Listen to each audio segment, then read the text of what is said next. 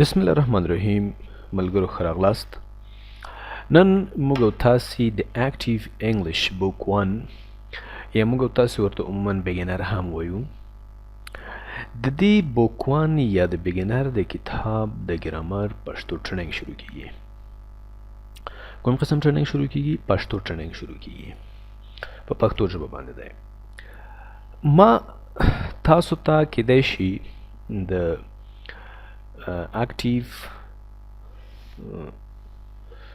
اکټیو بوک 1 په پښتو ټریننګ کې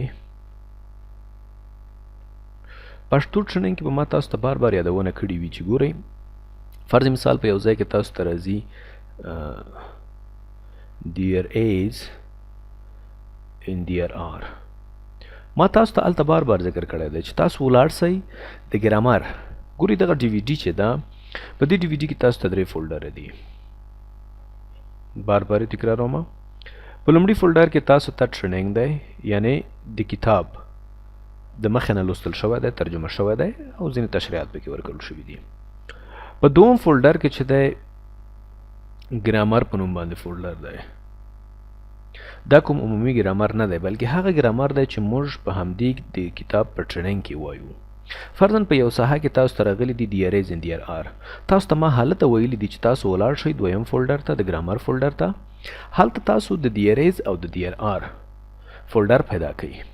د هغه فولډر څخه استفاده وکړئ. وبښئ د ګرامر فولډر ته ولاړ شئ، هلته د there is او د there are ویډیو پیدا کړئ. هغه ویډیو مطالعه کړئ. مخکې دې چې تاسو ټریننګ لولئ یا کتاب لولئ، لومړی تاسو باید د ګرامر ویډیو مطالعه کړئ. کله چې مو د ګرامر ویډیو مطالعه کړله، بس تاسو انشاءالله بیا پوهیږئ. په دریم فولډر کې چې دی پارټس آف سپیچ دی، یا د کلام اجزا، دا ډېر زیات مهم دي. د کلام اجزا یا پارټس آف سپیچ موږ تاسې عامیانه کوم غږېدل کوو، خبرې کوو. د دې ټولې اجزاوې، هر څه چې موږ او تاسې وایو، د دې اجزاوې موږ ته په د دریم فولډر کې یا د پارټس آف سپیچ په فولډر کې راښودل شوي دي. نو نن زموږ او ستاسې د ګرامر لومړۍ ورځ ده. په دې درس کې موږ او تاسې کانسونانټ او واولز پیژنو. ملګرو، مخکې دې چې موږ کانسونانټ او واول پیژنو، لومړی باید موږ او تاسې الفابet په اړه باندې وغږیږو، یا پښتو کې موږ دې ته د الفبا توري وایو. د څه شي توري وایو؟ ورته د الفبا توري وایو.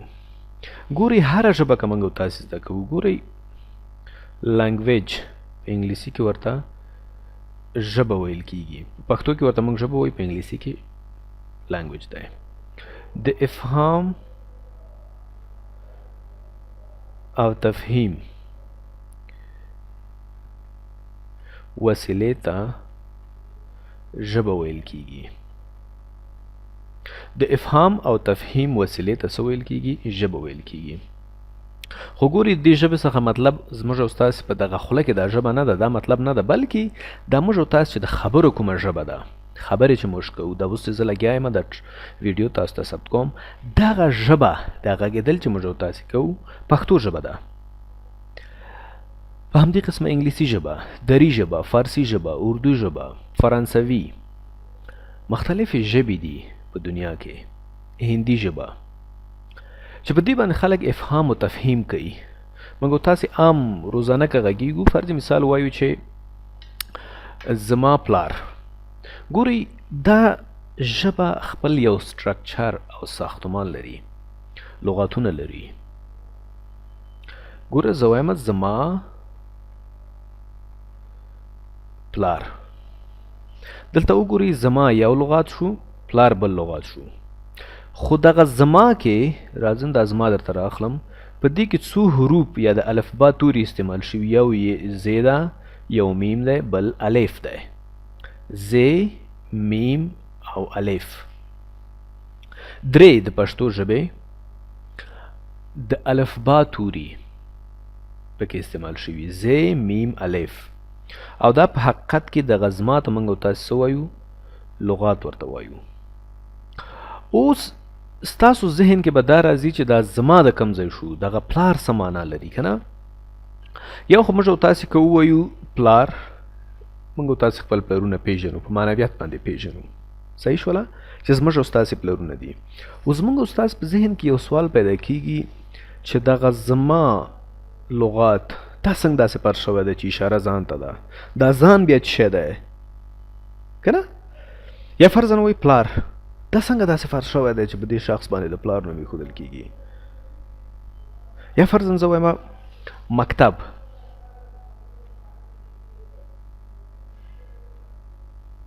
پوهنتون. تاسو به وایئ چې مکتب یا ښوونځی دا څنګه داسې فرض شوی دی چې داسې یو ځای چې هلته خلک درس وایي، درس لغات، هغې ته خلک مکتب وایي، د اول نه تر 12 ټولګي پورې. یا پوهنتون د 12 ټولګي څخه 4 کاله وروسته یا اکثره په دې کې 2 کاله ماسټري، 2 کاله پی ایچ ډي پوهنتونونو کې ترسره کیږي. نو دغه لغاتونه یا دغه د افهام و تفهیم څنګه فرض شوی دی؟ دا نو د الله پاک خپل یو خلقت دی. د انسان په ذهن کې د انسان ته چې ویل کیږي اشرف المخلوقات، دا په همدې خاطر ورته اشرف المخلوقات ویل کیږي چې دوی د خپل ذهن په واسطه باندې یا د خپل عقل او مغز په واسطه باندې انکشاف رامنځته کولی شي، دوی تغییر رامنځته کولی شي، دوی نوښت رامنځته کولی شي. نوښت انوویشن ورته ویل کیږي. دوی نوښت، تغییر یا چینج په انګلیسي کې ورته ویل کیږي، چینجز رامنځته کوي، تغییرات رامنځته کوي. نو انسان اشرف المخلوقات دی. د الله پاک دا قدرت پکې ایښی دی. دوی وکولی شول لکه په اول چې دوی حساب 1 2 3 چې څنګه دوی حساب رامنځته کړه، یو بېله تاریخچه ده. که کله کوم ورځ وي انشاءالله بیا درته وایم چې څنګه 1 2 3 دا حساب رامنځته شو او څنګه انسانانو په خپل عقل باندې دوی ته نور انکشاف هم ورکړل شو. نو اوس دغه لغاتونه فرضاً درس شو، مکتب شو، پوهنتون شو، نوښت شو، تغییر شو، زما، پلار، دا نومونه، دا تغییرات، صحیح شوه، دا لغاتونه، دا ټول د انسان نوښت دی. انسانانو د خپل نوښت په زور باندې د خپل عقل او پوهې په کومک سره خپله ژبې ځان ته ایجاد کړي دي. هرې منطقې خلکو ژبې ځان ته ایجاد کړي دي، جوړې کړي دي، په هغې باندې افهام و تفهیم ترسره کوي. دا د انسان خاصیت دی چې خبرې کولو ته ضرورت لري، باید یو بل سره وپوهیږي. دا د انسان د فطرت غوښتنه ده. نو ځکه دوی اړ شول چې دوی باید یو بل سره افهام و تفهیم وکړي. نو دوی د هرې منطقې خلکو خپل ځان ته څنګه کړې ژبې را برسېره کړلې، ژبې جوړې کړلې ځان ته او د دې څخه استفاده کوي. نو لنګویج باندې پوه شولې، لنګویج ویل کیږي ژبې ته یا د افهام او تفهیم وسیلې ته څه ویل کیږي؟ لنګویج ویل کیږي. اوس یوه بله مهمه خبره ده چې ستاسو ذهن کې به دا سوال راځي چې دغه کله چې موږ او تاسې غږیږو، کله به مو دا فکر کړی وي چې کله د یوې بلې ژبې نفر فرضاً دری زبان دی، نوې پښتو وایي، صحیح ده، د هغه موږ سره فرضاً مکتب کې دی یا په کورس کې دی موږ سره، یا زموږ په کلي کې اوسیږي، زموږ دری زبان رور دی. د هغه ژبه که چېرته تاسو وګورئ، تقریبا زموږ او د دوی د الفبا توري، د پښتو د ژبې او د دري ژبې الفبا توري ټول یو شان دي. او بل بیا موږ مسلمانان یو، پښتانه او دري زبانان ورونه هم مسلمانان دي. نو موږ او تاسې یو دین لرو، عربي، او بخښئ عربي نه اسلام. یا دا اوس چې زموږ او ستاسې محمد صلی الله علیه وسلم په عربو کې عربو، صحیح شوله، نو موږ مسلمانانو ته ضرور ده چې لږ لږ په عربي باندې هم پوه شو. نو همدا وجه ده موږ او تاسې قرآن کریم چې وایو نو اول نوراني قاعده ووایو. هلته موږ ته د عربي هغه حروف را وښودل شي، زموږ د پښتو د حروفو سره یو څو حروف په پښتو کې اضافه دي، بس نور همغه ټول الفبا حروف دي، هغې نه موږ استفاده کوو. همداسې دري زبانان چې دي، دوی هم عربي او په دري حروف سره یو شان دي. د الفبا د پښتو او د دري حروف سره یو شان دي. یو څه زیادت په پښتو کې شته دی، لکه فرضاً زی شوله، ګې شوله، ځینې نور سې شوه، ځینې نور حروف دي. نو ګورئ، اوس سوال دا دی، کله چې یو دري زبان رور زموږ او ستاسې پښتو زده کوي یا پښتو ویل غواړي، نو ګورئ هغه په دې باندې پوهیږي چې پلار څه معنا، ورور څه معنا، خوریا څه معنا، مور څه معنا، مکتب څه معنا، درس څه معنا، په دې پښتو حروف باندې پوهیږي. خو بیا که هم موږ او تاسو سره تکلم کوي او هغه نوی زده کوونکی وي، نوی پښتو زده کړي وي، نو هغه به دغه حروف صحیح استعمالوي، لغاتونه به صحیح وایي، لیکن استعمال به ترې غلطیږي. استعمال به ترې څنګه کېږي؟ غلطیږي به. نو د دې نفر یا د دې زبان رور چې نوې پښتو زده کړې ده، د ده خبرې صحیح دي، خو لیکن پښتو یې صحیح ده، خو لیکن د پښتو ژبې ګرامر یې صحیح نه دی، ځکه د ده لغاتونه استعمال معنا نه ورکوي، صحیح معنا ترې نشي اخذ کېدلی. نو دغه علم چې په هغې باندې موږ کولی شو په یوه ژبه کې لغاتونه په صحیح ډول باندې په یو جمله کې استعمال کړو، دې ته ویل کېږي ګرامر. ګرامر دې ته څه ویل کېږي؟ دې ته ګرامر ویل کېږي. چې موږ او تاسې اوس همدغه ګرامر د انګلیسي وایو، د انګلیسي ګرامر. ګورئ تاسو زموږ د پښتو ګرامر دا تقریبا 3 سیریزه دی.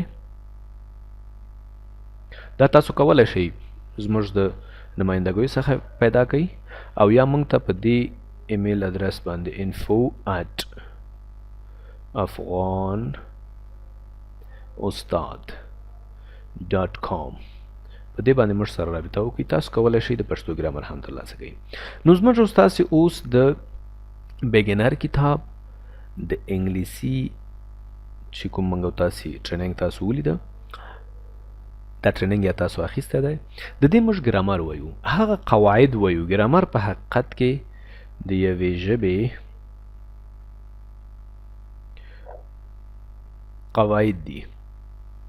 څنګه موږ تاسو په یو ژبه باندې وغږیږو، کوم لغتونه باید یو ځای استعمال کړو، په صحیح ډول باندې استعمال کړو. صحیح شوله؟ دې ته ګرامر ویل کېږي.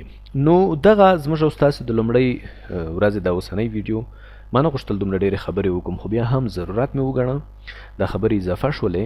نو په همدې ځای باندې درس بس کوو، زموږ او ستاسو لومړی درس، او بیا به د خیره سره په راتلونکي درس کې موږ او تاسې د انګلیسي ژبې الفبا توري وپېژنو او د هغې اقسام به ووایو.